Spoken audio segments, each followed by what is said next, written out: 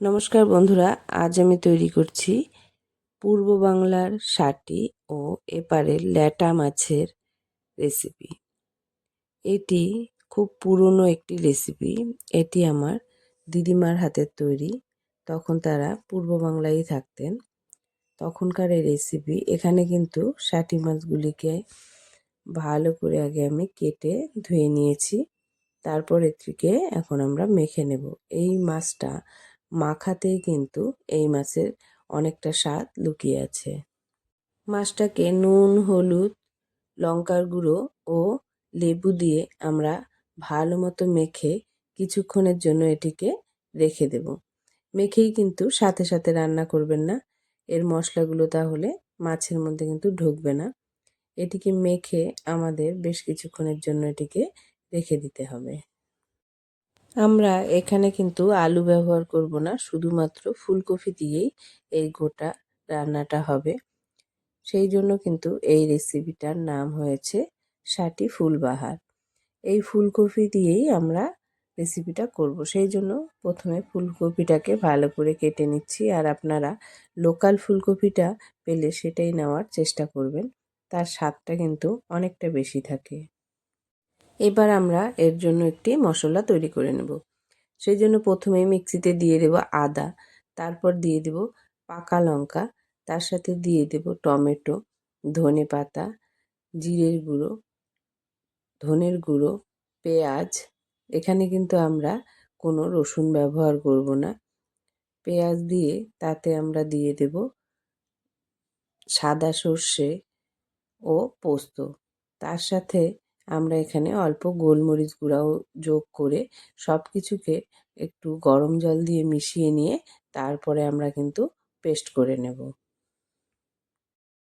মশলাটি আমাদের একদম তৈরি হয়ে গেছে। এবার আমরা কড়াইতে মাছগুলিকে ভেজে নেব। মাছগুলি ভাজবার আগে মাছগুলিতে কিন্তু আমরা এই মশলার থেকে অল্প একটু মশলা নিয়ে মাখিয়ে নিয়ে মাছগুলিকে ভেজে নেব। তাহলে মাছগুলি যখন ঝোলে পড়বে তার স্বাদ আরও অনেকটাই বেড়ে যাবে। সেই জন্য প্রথমে আমরা কড়াইতে তেল দিয়ে তার চারপাশে তেলটাকে লাগিয়ে নিয়ে মাছগুলিকে এখন ছেড়ে দেব। যখনই আপনারা যে কোনো মাছই ভাজবেন, কড়াইয়ের চারপাশে এভাবে তেল লাগিয়ে নেবেন, তাহলে কিন্তু কারোই মাছ আর কড়াইতে লেগে ধরবে না। মাছগুলিকে আমরা মোটামুটি ভালো মতোই ভেজে নেব। এই শাটি মাছ কিন্তু অনেক উপকারী। যতটা শিং মাগুর দাম পেয়েছে, এ কিন্তু অতটা দাম পায় না, তবে উপকার কিন্তু প্রায় সমানই করে যায়। শাটি মাছ কিন্তু শিং মাছের মতোই বাড়িতে জলে যদি রেখে দেন বেশ কদিন কিন্তু বেঁচে থাকে। আপনার বাচ্চাকে এই মাছও কিন্তু নির্ভয়ে খাওয়াতে পারেন। শিং মাছের থেকে কোনোভাবেই কোনো উপকারিতা কম দেবে না। সবগুলি মাছ ভেজে নিয়ে কড়াইতে যে তেলটা পড়ে থাকবে সেই তেলেই কিন্তু আমরা কফিগুলিকেও একটু ভালো করে ভেজে নেব। কফিগুলিকেও আমরা মোটামুটি 70% ভেজে নেব। বাকিটা তো পরে মাছের সঙ্গে রান্না হবে, কিন্তু আপনারা কফিটাকে বেশ অনেকটাই ভালো। কফিটাকে যখন ভাজবেন তখন কিন্তু আপনারা এতে নুন দেবেন না। নুন দিলে কফিটা এক নরম হয়ে যাবে, ঝোলে পড়ে গলে যেতে পারে, গোটা গোটা থাকবে না, আর কফির কালারটাও কিন্তু অনেকটা নষ্ট হয়ে যাবে। তাই আপনারা যখন কফিগুলি ভাজবেন নুন ছাড়াই ভালো করে লাল লাল করে ভেজে নেবেন। কপিগুলি ভেজে নিয়ে যে তেলটা পড়ে থাকবে সেই তেলেই কিন্তু আমরা মাছের ঝোলটা করে ফেলবো। এখানে আমরা আর কোনো তেল যোগ করব না, কম তেলেই আমরা ঝোলটাকে করে নেব। এই জন্য তেলে দিয়ে দেব সাদা জিরা, তেজপাতা। এগুলি থেকে যখন ভালো মতো গন্ধ বেরোতে শুরু করবে তখন আমরা এতে দিয়ে দেব অল্প পেঁয়াজ ও টমেটো বাটা। এই মাছের ঝোলটা আমাদের একটা গ্রেভি গ্রেভি ঘন ঘন হবে যেহেতু, তাই আমি এখানে পেঁয়াজ ও টমেটোটাকে কুচিয়ে না দিয়ে বেটেই দিয়ে দিলাম। এর থেকে যখন ভালো মতো ভাজা গন্ধ ছাড়তে শুরু করবে, কাঁচা গন্ধটা চলে যাবে, তখন আমরা এতে দিয়ে দেব আমরা যে মশলাটা তৈরি করে রেখেছিলাম সেই মশলাটা। মশলাটি দিয়ে এটিকে আমরা ভালো করে কষিয়ে নেব। এখন পর্যন্ত কিন্তু আমরা এখানে কোনো নুন ব্যবহার করিনি। এবার আমরা দিয়ে দিব এতে নুন ও হলুদ। নুন হলুদ দিয়ে ভালো করে মশলাটিকে আমরা কষাতে শুরু করব। যতক্ষণ না এর থেকে তেল বেরোচ্ছে ততক্ষণ পর্যন্ত ভালো মতো কষিয়ে নিয়ে তারপর আমরা এতে দিয়ে দেবো আমরা যে কপিগুলো ভেজে রেখেছিলাম সেই কপিগুলিকে দিয়েও আমরা ভালো মতো এগুলিকে ভেজে ভেজে নেব। কপি এবং মশলা দুটি যখন একদম খুব সুন্দরভাবে কষে যাবে এবং গা মাখা হয়ে যাবে তখন আমরা এতে দিয়ে দেব অল্প পরিমাণে গরম জল।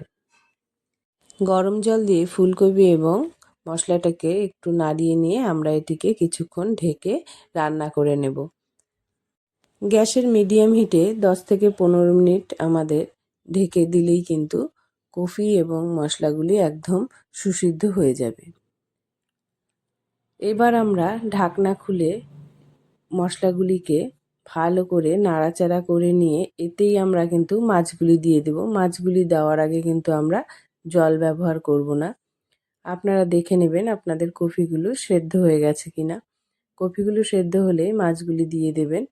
তারপর মাছগুলিকে এই মশলা ও কপির সঙ্গে ভালো করে কষিয়ে নেব, যাতে মাছের গায়ে সমস্ত মশলা ভালো মতো ঢুকে যায়। যখন মাছগুলি ভালো মতো এই কপি ও মশলার সঙ্গে কষে যাবে তখন এতে আমরা দিয়ে দেব ঝোলের পরিমাণ অনুযায়ী গরম জল। খুব বেশি জল আমি এখানে ব্যবহার করব না, যেহেতু আমি ঝোলটাকে ঘনই রাখবো, তাই খুব অতিরিক্ত জল আমি এখানে কিন্তু দেব না। এবার সব কিছুকে একটু ফুটিয়ে নিলেই কিন্তু আমাদের রেসিপিটা একদম কমপ্লিট হয়ে যাবে। তবে আমি এখানেও মাছগুলিকে আবার ঢেকে কিছুক্ষণ ফুটিয়ে নেব, কেননা মাছগুলিকে ঢেকে দিলে মাছগুলিতে ঝোলগুলি যেমন ঢুকে যাবে তেমনি মাছগুলি খেতে অনেক বেশি স্বাদ লাগবে একে ঢেকে একটু ফুটিয়ে নিলে। এবার ঢাকনা খুলেও বেশ কিছুক্ষণ আমরা ঝোলটিকে ফুটিয়ে নেব। ঝোলটি যখন ভালো মতো ফুটে আসবে তখন আমরা একে উপর থেকে দিয়ে দেব অল্প পরিমাণে গরম মশলার গুঁড়ো। গরম মশলার গুঁড়োটা দিয়ে ভালো করে নাড়িয়ে নিয়ে তারপর আমরা একে দিয়ে দেব অল্প ধনেপাতা কুচি। ধনেপাতা কুচি দেবার পরে এতে দিয়ে দেব আমরা কিছু পরিমাণে চেরা কাঁচা লঙ্কা। পূর্ববঙ্গীয় রান্না হবে অথচ ঝাল হবে না, এটা তো হতেই পারে না, তাই কাঁচা লঙ্কাটা একটু বেশি পরিমাণেই দেবেন। এবার কিন্তু একটু ফুটে গেলেই আমাদের রান্নাটা একদম কমপ্লিট। একবার এভাবে রান্না করে খেয়ে দেখুন, ভালো মাছ এর কাছে হার মেনে যাবে। ল্যাটা কিংবা শাটি মাছ ধরতে যেমন সাজা, তেমনি এটি খেতে কিন্তু খুবই মজা।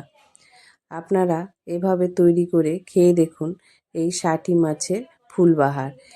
মুখে লেগে থাকবে এই শাটি ফুলবাহার। ভিডিওটি ভালো লাগলে অবশ্যই লাইক ও সাবস্ক্রাইব করে দেবেন। কমেন্ট করে অবশ্যই জানাবেন ভিডিওটি আপনাদের কেমন লাগবে।